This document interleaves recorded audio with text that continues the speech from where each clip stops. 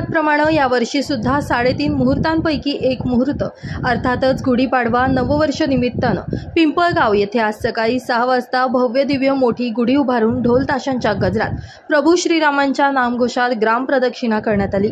शोभायात्रेत गावातील लहान मुलं, महिला भगिनी, पुरुष या भव्य गुढीच्या मिरवणुकीत सहभागी होऊन आनंद लुटत होते।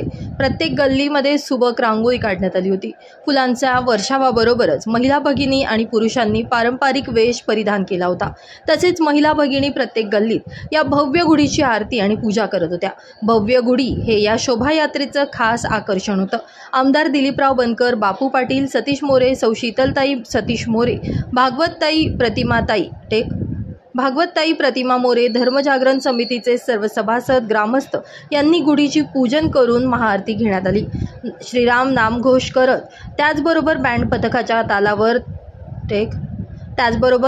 पथकाच्या तालावर ताल धरत श्रीराम मंदिरापासून निघालेल्या भव्य शोभायात्रेची सांगता निफाड फाटा या ठिकाणी करण्यात आली। Rajendra Bhadane, Baswant NH3 digital, Pimpalgaon. बसवंत।